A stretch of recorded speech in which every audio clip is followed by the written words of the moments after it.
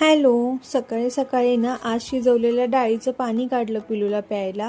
त्यानंतर आम्हाला अशी डाळीला फोडणी देऊन घेतली. त्यानंतर ना घरात घर साफ करताना ना एक अशी जुनी लोणच्याची बरणी सापडली. म्हटलं चला आता यामध्ये एखादं प्लांट तरी लावूया, म्हणून ना तिला असं नेलपेंटनीच कलर केलं आणि त्यावरती थोडेसे डायमंड लावले. तुम्हालाही आवडली का नक्की सांगा.